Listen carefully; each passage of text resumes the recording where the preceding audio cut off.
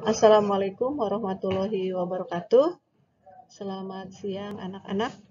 Kita berjumpa lagi di pelajaran biologi IPS lintas minat. Bab yang akan kita bahas yaitu tentang materi sel.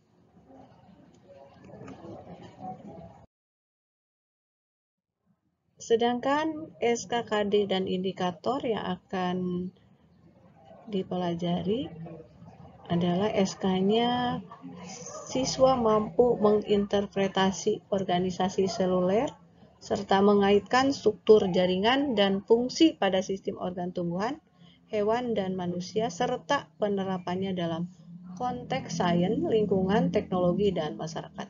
Sedang KD adalah KD-nya mendeskripsikan struktur dan fungsi sel sebagai unit terkecil kehidupan. Sedangkan indikator, siswa mampu mendeskripsikan sel dan fungsinya serta mengenali membran plasma dan organel sel, di mana meliputi organel sel, retikulum endoplasma, badan Golgi, mitokondria, ribosom, lisosom, kloroplas, sentrio, dan nukleus. Pengertian sel itu sendiri adalah sel merupakan unit struktural dan fungsional terkecil pada makhluk hidup yang merupakan tempat terjadinya peristiwa fisiologis dan pewarisan genetis pada makhluk hidup. Sel tersusun dari berbagai komponen yaitu membran plasma, inti sel, sitoplasma, sitoskeleton, ribosom, retikulum endoplasma, badan Golgi, lisosom, dan mitokondria.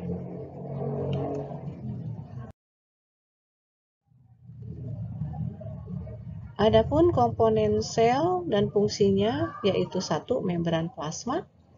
Membran plasma merupakan bagian terluar dari sel yang melindungi sel dan dari lingkungan.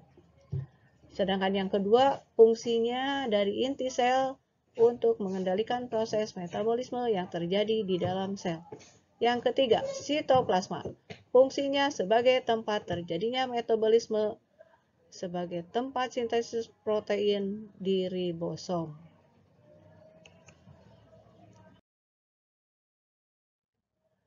Kita akan membedakan sel hewan dan sel tumbuhan. Ada beberapa perbedaan. Di sini yang pertama, sel hewan. Sel hewan tidak memiliki dinding sel, tidak memiliki butir plastida, bentuknya tidak tetap karena hanya memiliki membran sel yang keadaannya tidak kaku.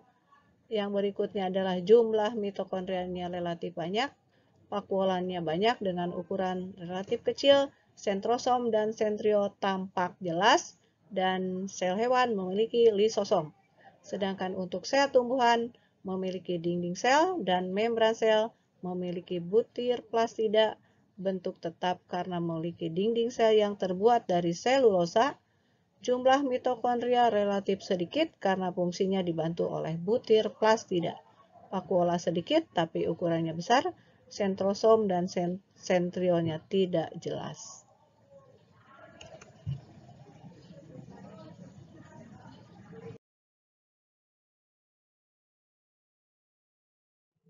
Selanjutnya kita akan melihat gambar yang terpampang di layar. Karakteristik sel tumbuhan bisa kita lihat di sini. Karakteristik sel tumbuhan yang membedakan dengan sel hewan yaitu memiliki dinding sel. Coba perhatikan baik-baik di mana letak dinding sel, di mana fungsinya memberi bentuk pada tumbuhan dan melindungi bagian dalam sel. Vakuola fungsinya memberikan tekanan turgor terhadap sel dan sebagai tempat penyimpanan bahan organik. Tumbuhan memiliki kloroplas, di mana kloroplas ini berfungsi mengumpulkan energi cahaya matahari dan melakukan fotosintesis. Sekarang kita lihat gambar karakteristik dari sel hewan. Karakteristik sel hewan yang membedakannya dengan sel tumbuhan yaitu memiliki sentrio. Coba perhatikan baik-baik gambarnya di mana letak sentriolnya dari sel hewan, di mana fungsi dari sentriol pada hewan adalah berperan untuk mengatur pembelahan sel hewan dan mengatur pemisahan kromosom selama pembelahan sel.